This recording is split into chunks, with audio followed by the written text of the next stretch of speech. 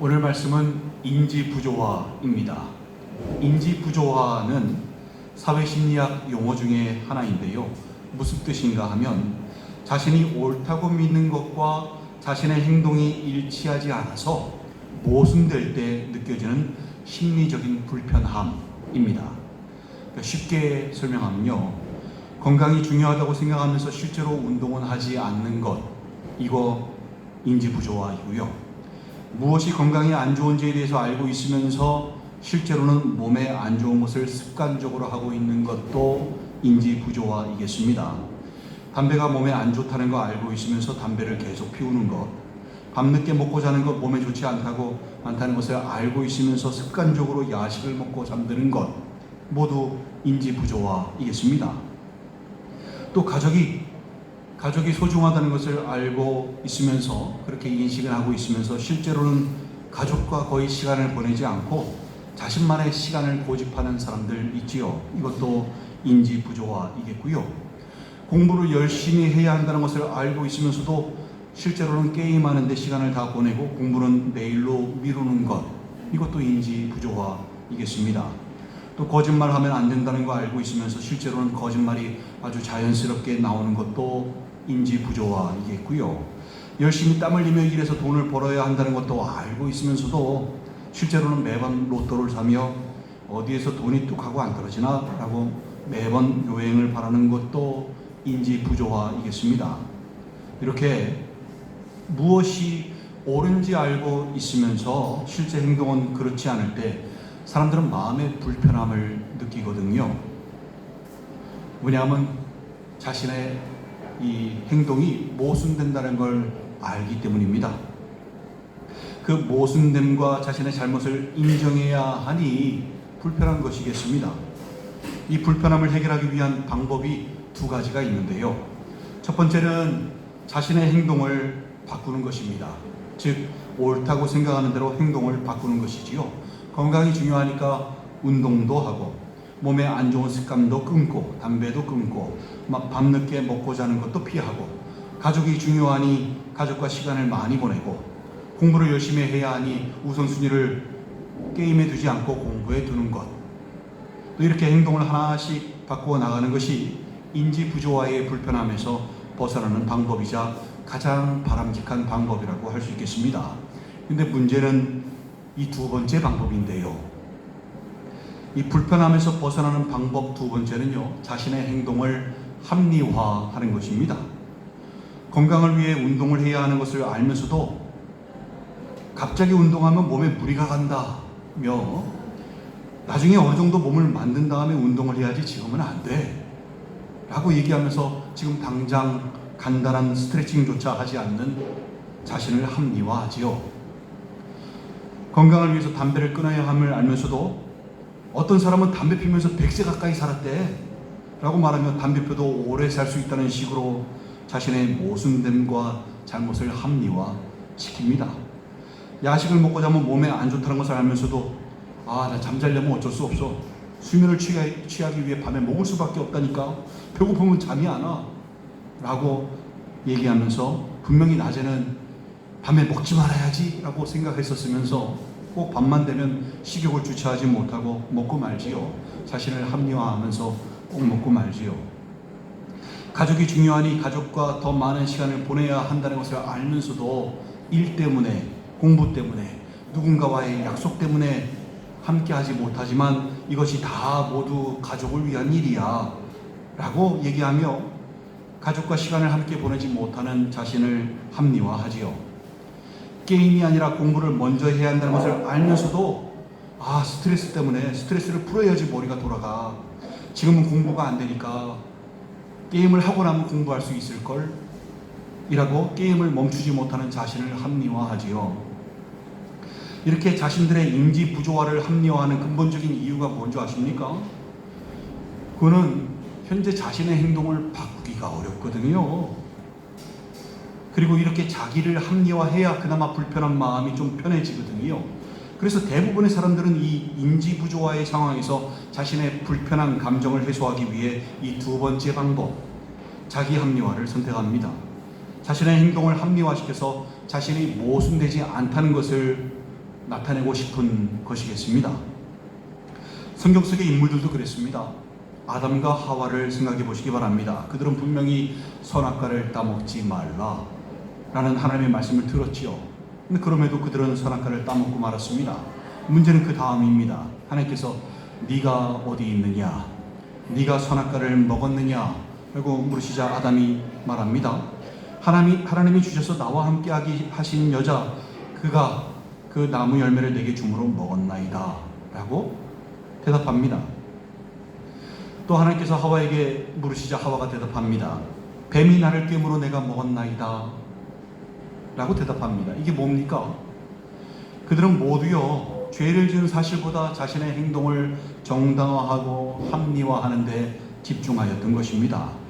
저희가 죄를 지었습니다 라고 자신들의 잘못을 인정하는 것이 너무 불편했기 때문에 그 불편함을 해소하기 위해서 다른 누군가에게 책임을 전가하며 자신들을 합리화하는 방법을 택했던 것입니다. 사울왕의 경우도 생각해 보십시오. 아말렉을 진멸하는 것이 사울왕에게 내려진 명령이었지요.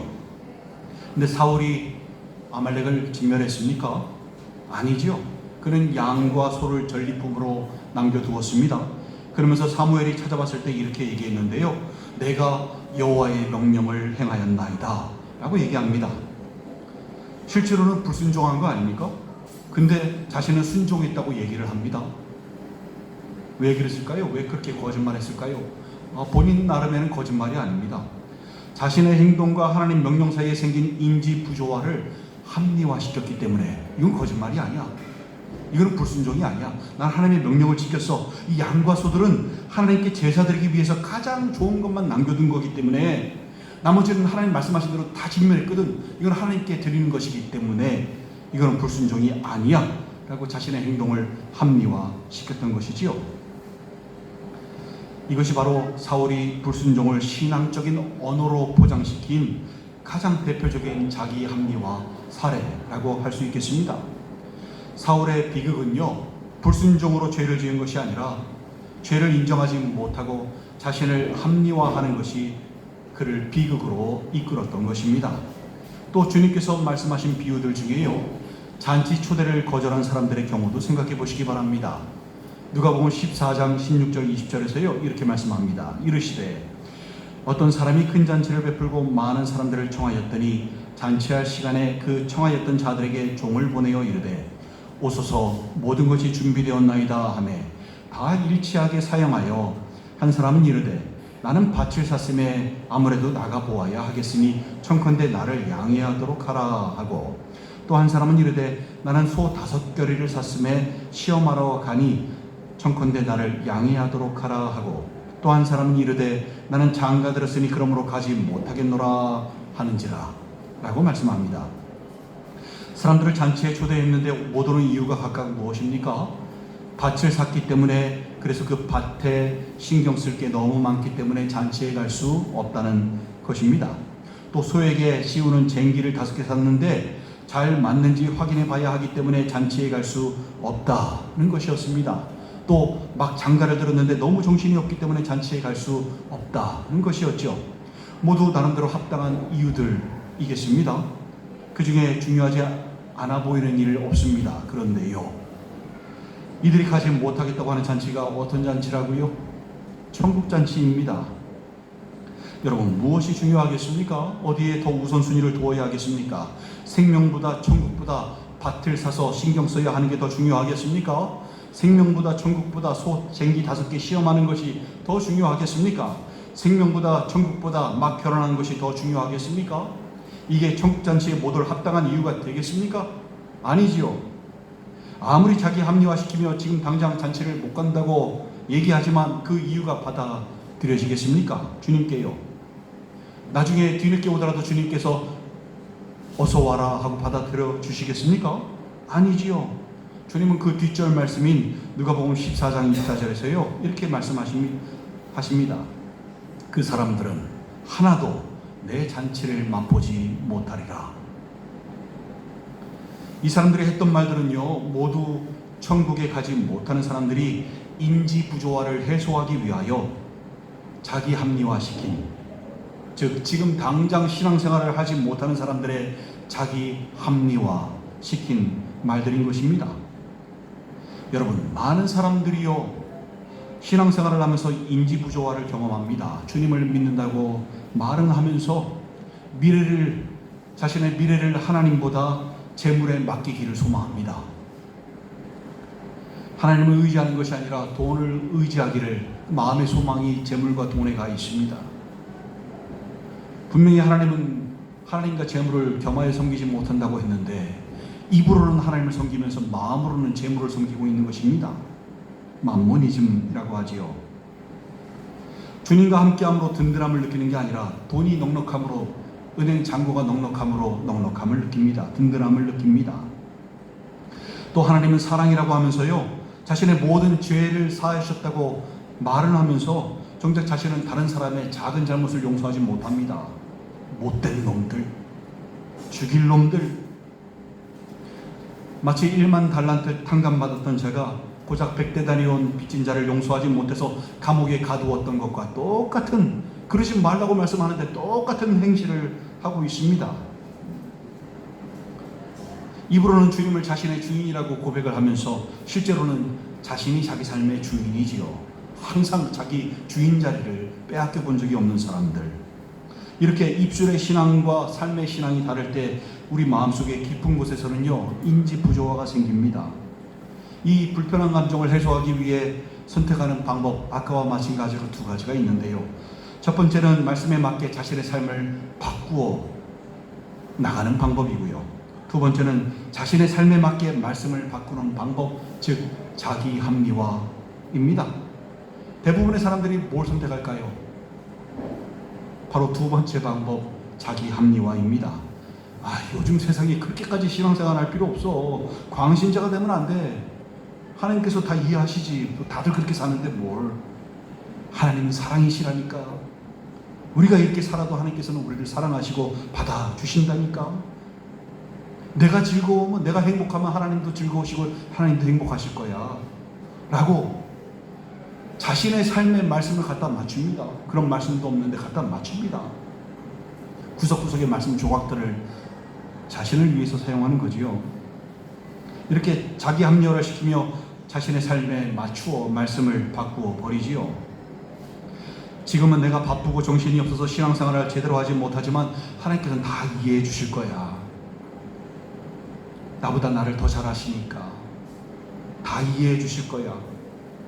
바로요, 여러분, 이게 뭐냐 하면 주님 비유에 나오는 잔치에 초대를 받았지만 모두가 자기의 합리화를 시키면서 거절하였던 밭을 산 사람, 소쟁기 5개 산 사람, 막 장가든 사람들, 그 사람들의 생각인 것입니다. 왜 이렇게 자기 합리화 시킬까요? 왜냐하면 자기 행동을 바꾸기가 어렵거든요. 말씀에 맞춰서 자신의 삶을 바꾸기가 어렵거든요. 억지로 하자니 너무 힘들거든요. 안 되거든요. 못 하겠거든요. 그러니까 자기 합리화로 대처하는 것입니다. 잊지 마셔야 하는 것은 이 자기 합리화가 주님께는 하나도 안 통한다는 것입니다. 그 사람들은 하나도 내 잔치를 맛보지 못하리라. 이게 주님의 말씀이었다는 사실을 잊지 마셔야 합니다. 어떻게 해야 할까요? 인지 부조화의 불편함이 찾아올 때 우리는 어떻게 해야 할까요? 당연히 두 가지 방법 중에 첫 번째 방법이겠지요. 말씀에 맞게 우리의 삶을 바꾸어 나가는 방법. 이걸 선택해야 하는데요. 이게 쉽지 않습니다. 겉으로는 어찌저찌 말씀에 맞게 사는 것처럼 보이게 할 수 있습니다. 근데요, 뭐까지가 안 되는가 하면 우리 마음의 생각으로 범죄하는 것이 안 됩니다. 여기로부터 자유로울 수 있는 사람이 없습니다. 이 마음의 생각을 좀 길게 설명해야 하는데요, 놓치지 말고 좀 잘 들으시기 바랍니다. 하나님께서 사람의 뭘 보시죠? 사람의 중심을 보십니다. 이거는 마음이 눈에 보이게끔 가시화된다는 게 아니라요, 사람 마음의 생각을 밝히 아신다라는 의미입니다. 창세기 6장 5절에서요, 여호와께서 사람의 죄악이 세상에 가득함과 그의 마음으로 생각하는 모든 계획이 항상 악할 뿐임을 보시고 라고 말씀하지요. 마음으로 생각하는 모든 계획이 항상 악할 뿐임을 보시고라고 말씀하는데, 여기서도 보신다고 말씀하지만 그 의미는 마음의 생각과 계획을 밝히 아신다라는 의미이겠습니다. 시편 139편 2절에서도 주께서 내가 앉고 일어섬을 아시고 멀리서도 나의 생각을 밝히 아시오며 라고 말씀하지요. 이렇게 중심을 보신다는 것은 우리 마음의 생각을 밝히 아신다라는 의미인 것입니다. 마태복음 9장 4절에서도 말씀합니다. 예수께서 그 생각을 아시고 이르시되 너희가 어찌하여 마음에 악한 생각을 하느냐 라고 말씀하시지요. 마태복음 12장 25절에서도 예수께서 그들의 생각을 아시고 이르시되 라고 말씀하십니다. 또 마가복음 2장 8절에서도 그들이 속으로 이렇게 생각하는 줄을 예수께서 곧 중심에 아시고 이르시되 어찌하여 이것을 마음에 생각하느냐 라고 말씀하시고요. 누가복음 5장 22절에서도 예수께서 그 생각을 아시고 대답하여 이르시되 라고 말씀합니다. 누가복음 6장 8절에서도 예수께서 그들의 생각을 아시고 라고 또 말씀하지요. 주님께서 사람들의 생각을 밝히 아시는 것입니다. 이것이 바로 사람의 중심을 보신다는 의미인 것입니다. 주님께서 사람을 평가할 때 그럼 뭘로 평가하시겠습니까? 겉모습으로 평가하실까요? 아니죠. 성경은 그 마음의 생각을 보고 평가하신다고 말씀합니다. 따라서 마음에 무엇을 생각하느냐가 정말 중요합니다. 아까도 말씀하였지만 잠언 23장 7절에서 대저 그 마음의 생각이 어떠하면 그 위인도 그러한즉 이라고 말씀합니다. 누구 기준에서 말씀일까요? 바로 하나님 기준에서의 말씀입니다. 사람이 사람 마음 못 들여다보지요. 근데 주님께서는 들여다보시거든요. 다 아시거든요. 따라서 주님 기준으로요, 어떤 사람의 마음이 어떠하면 그 사람도 그 마음의 생각과 똑같은 사람이라고 말씀하시는 것입니다. 이게 문제인데요. 주님은 마음속에 음욕을 품어도요, 그것을 간음으로 보시고요, 마음속에서 누구를 미워해도요, 그것을 살인으로 보신다는 것입니다. 마태복음 5장 28절에서요, 주님은 나는 너희에게 이르노니 음욕을 품고 여자를 보는 자마다 마음에 이미 간음하였느니라 라고 말씀하지 않으십니까? 또 요한일서 3장 15절에서는요, 그 형제를 미워하는 자마다 살인하는 자니 라고 말씀하지 않습니까? 여러분 한번 생각해 보십시오. 아니, 여러분 자신을 생각해 보십시오. 여러분 지금까지 미워하는 사람 없으셨습니까? 꼴 보기 싫은 사람 없으셨습니까? 과연 살면서 미워하는 사람 없을 수 있겠습니까? 미워하는 자마다 살인하는 자라고 말씀하는데, 가만히 보면 우리는 모두 다 연쇄살인마들 아닙니까? 아무리 착하게 살고 법 없이 살 만큼 남한테 피해 안 주고 살았다고 해도요, 그 마음의 생각으로 저지르는 죄로부터 자유로울 사람 있겠느냐 이 말입니다. 잠언 16장 2절과 잠언 21장 2절 말씀이 똑같은데요, 이렇게 말씀합니다. 사람의 행위가 자기 보기에는 모두 깨끗하여도 여호와는 심령을 감찰하느니라 하시느니라 라고 말씀합니다. 실제 범죄를 저지르지 않아도요, 나는 깨끗하다 라고 아무리 주님 앞에서 주장해도 소용없습니다. 하나님의 정확한 판단을 피해갈 수 없습니다. 왜냐하면 하나님은 그 마음의 생각을 이미 꿰뚫어 보고 계시니까요. 이래서요, 말씀에 맞게 우리 삶을 바꾸어 나가는 게 정말 힘듭니다. 이게 노력해서 되는 게 아니기 때문에 그렇습니다. 내 힘으로 뭔가 바꾸어 나가려고 착하게 살려고 아무리 노력해도요, 이게 안 됩니다. 이게. 그래서 오늘 본문에서 사도 바울이 이렇게 고백을 합니다. 내가 행하는 것을 내가 알지 못하노니 곧 내가 원하는 것은 행하지 아니하고 도리어 미워하는 것을 행함이라 라고 고백합니다. 그리고요, 그 밑에 19절에서도 내가 원하는 바 선은 행하지 아니하고 도리어 원하지 아니하는 바 악을 행하는도다 라고 말씀하고요, 그 밑에 24절에서 오호라 나는 공고한 사람이로다 이 사망의 몸에서 누가 나를 건져내랴 라고 고백을 합니다. 이거 완전히 자기 한계에 다다른 사람이 하는 고백 아닙니까? 자기 힘으로는 도저히 죄를 이길 수 없음을 말씀하는 거 아닙니까? 선을 행하고 싶은데, 정말로 나는 온전하게 살고 싶은데 이렇게 악을 행하고 있으니 나는 정말 공고한 사람이라고 얘기하는 거 아니겠습니까? 이게 바로 인지 부조화 아닙니까? 어떻게 해야 할까요? 그 믿음 좋다고 하는 사도 바울조차도 이렇게 인지 부조화로부터 자유롭지 못한데 우리는 어떻게 해야 이 인지 부조화로부터 벗어날 수 있을까요? 애초에 불가능하니까 그냥 살까요? 아닙니다, 여러분. 오해하지 마셔야 될 것은 사도 바울이 인지 부조화로부터 벗어나지 못한 게 아닙니다. 말씀을 가만히 묵상해 보시면요, 로마서 7장에 말씀하고 있는 법은요, 죄와 사망의 법입니다. 그리고 로마서 8장에서 말씀하는 법이요, 생명의 성령의 법입니다. 이게 두 개의 법이 틀려요. 그래서 7장에서 말씀하는 거는요, 지금 사도 바울이 인지부조화처럼 벗어나지 못하고 지금 한계에 달아서 고백하고 있는 것처럼 보이는 그 로마서 7장은요, 바로 죄와 사망의 법 아래에서는 절대로 인지부조화에서 벗어날 수 없다라는 것을 말씀하는 것입니다. 그리고 생명의 성령의 법 아래서는 인지부조화로부터 자유로워질 수 있다라는 말씀을 하는 것인데요, 그게 바로 로마서 8장 1절 2절 말씀입니다.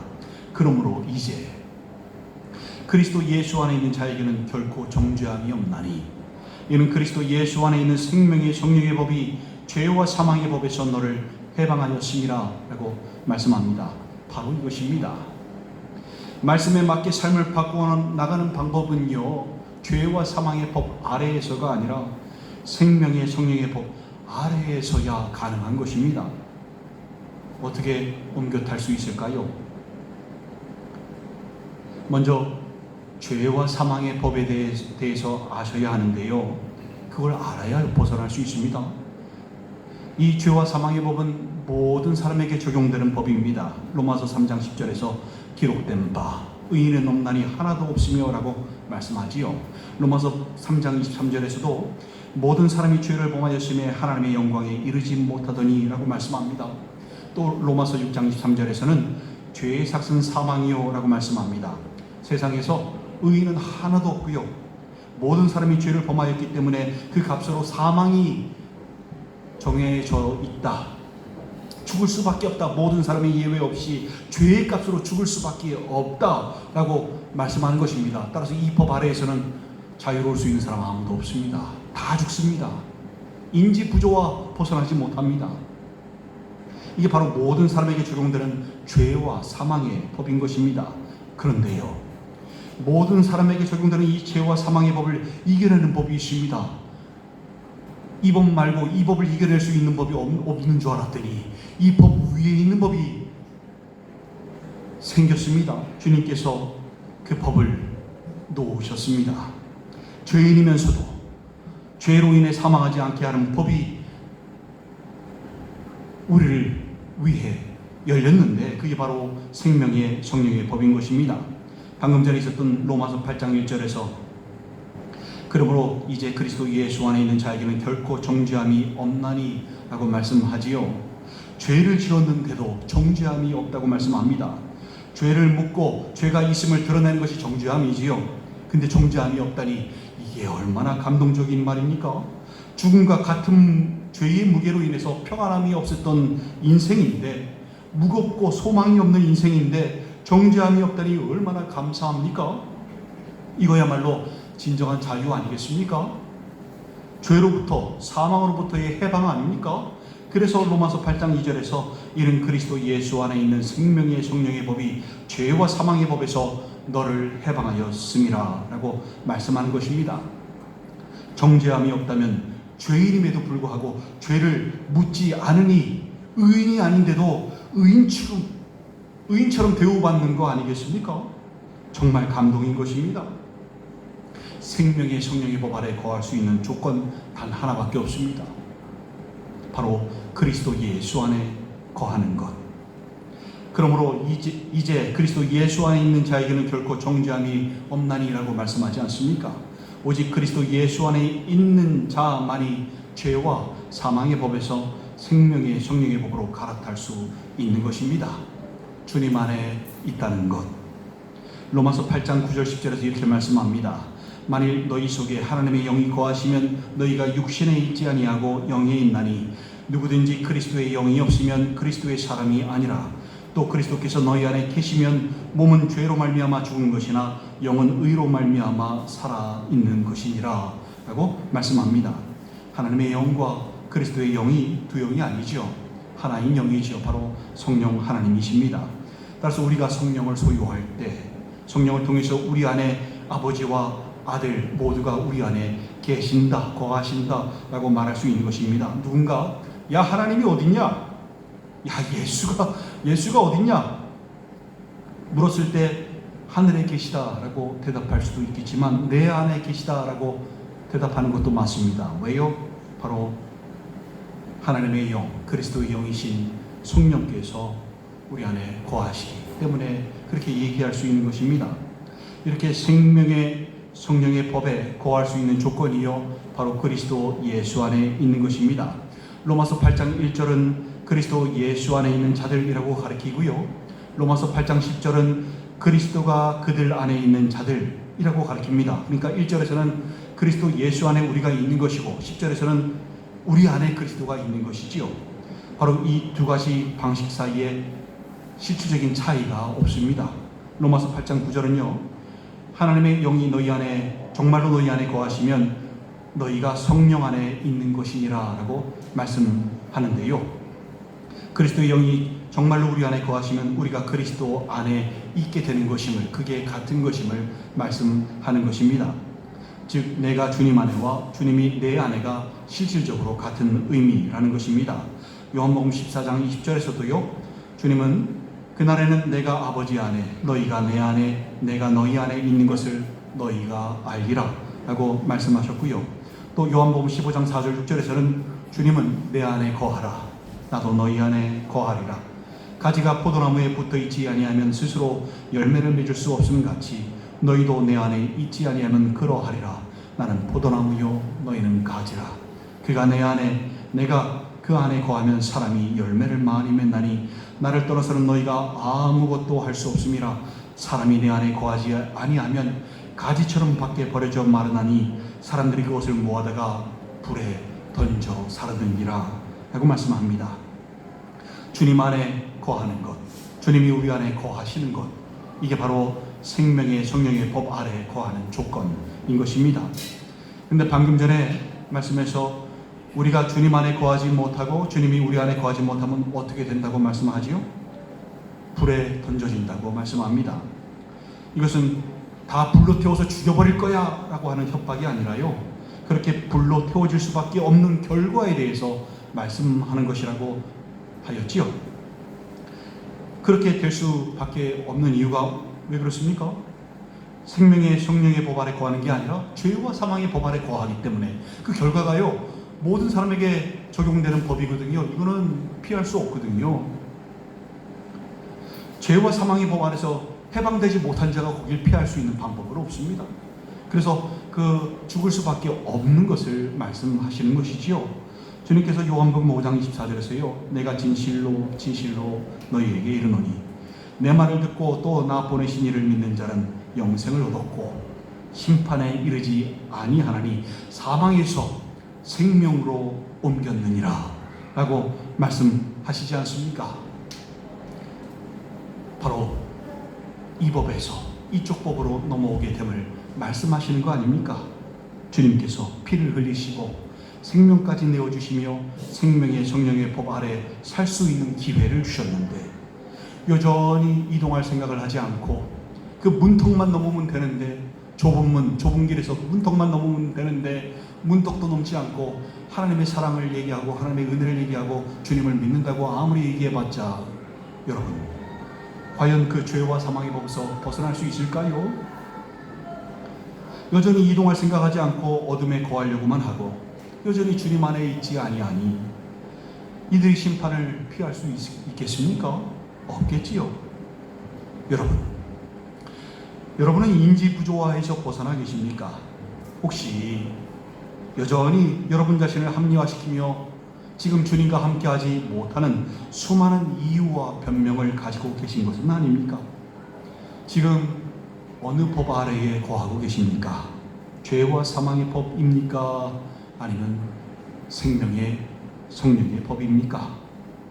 주님의 공로로 하나님의 은혜로 모든 사람에게 적용되는 죄와 사망의 법 아래에서 벗어나 생명의 성령의 법으로 그 법 아래로 옮겨갈 수 있는 길이 열렸습니다. 우리의 죄값을 대신 치루어 주시고 놓으신 십자가의 길, 구원의 길, 생명의 길이 열렸습니다. 거저 주시는 은혜입니다. 우리가 절대로 노력해서 얻을 수 없는 주님의 공로입니다. 이 거저 주시는 은혜 외면하시겠습니까? 외면하지 마시기 바랍니다. 성경에서 일관되게 어리석은 자, 어리석은 부자라고 얘기하는 사람이 바로 그 사람입니다. 이 뻔히 놓여져 있는 이것을 하지 않고요, 자꾸 뒤로 미루는 겁니다.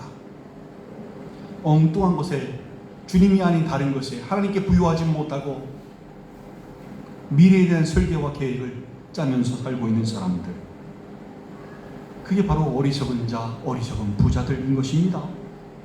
낙타가 바늘길을 통과하는 게 더 쉽다 그랬습니다. 그 사람들이 천국 가는 것보다요. 어떻게 살고 계십니까? 이 거저 주시는 은혜를 외면하지 마시고 뒤로 미루지도 마시고 지금 당장 받아 누리시기 바랍니다. 한 발은 세상에, 다른 한 발은 신앙생에 놓으시면서 왔다 갔다, 경계선만 왔다 갔다 하지 마시고요, 이제 마음을 확정하시고 주님 안에 거하시기 바랍니다.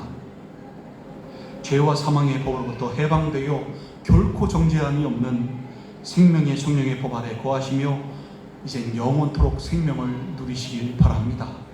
이제는 더 이상 인지 부조와의 불편함, 겉다르고 속다른 이중생활이 아니라 주님 안에서 날마다 부어주시는 은혜와 평강 속에서 저절로 되어지는 신앙생활, 노력하는 게 아니라 억지로 착하게 살려고 하는 게 아니라 그냥 저절로 주님의 성품이 내 안에서 나오는 삶,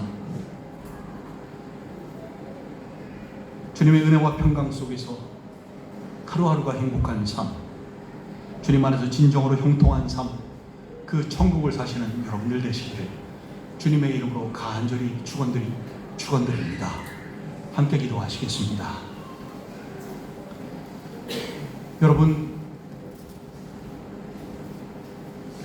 지금 어떤 법 아래 살고 계십니까? 세상 모든 사람에게 적용되는 죄와 사망의 법, 아직도 그 법 아래 거하고 계십니까? 그래서 인지 부조화의 불편함이 생길 때마다 계속해서 자기 합리화로 이건 죄가 아니야,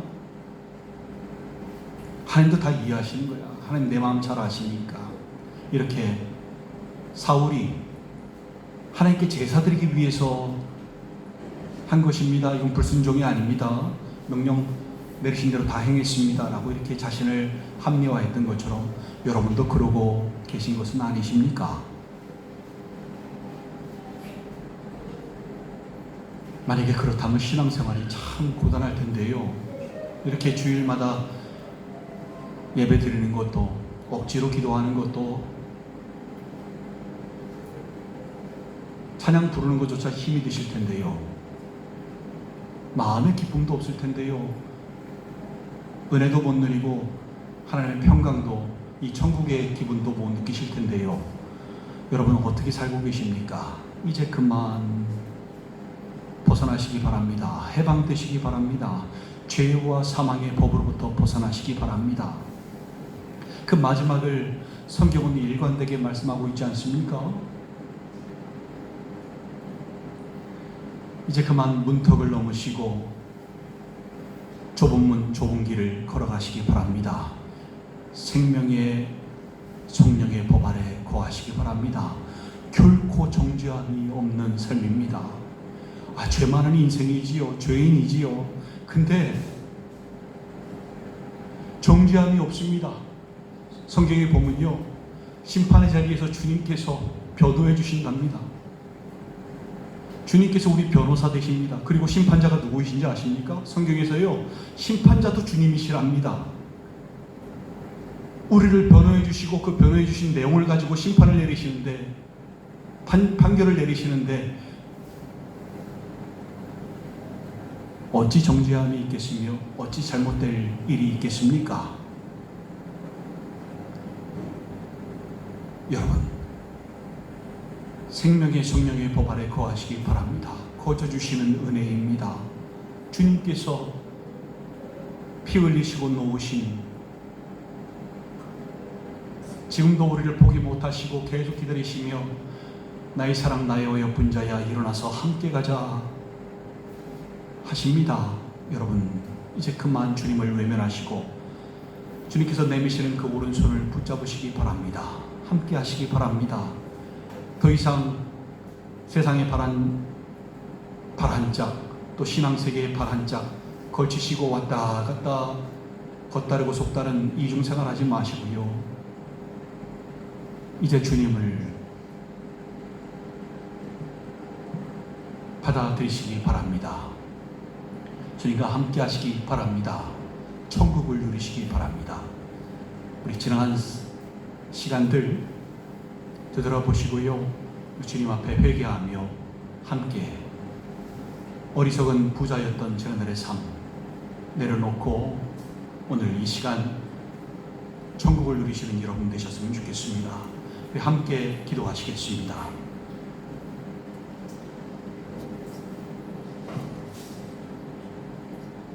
아버지, 저희들 지난 시간을 돌아봤습니다.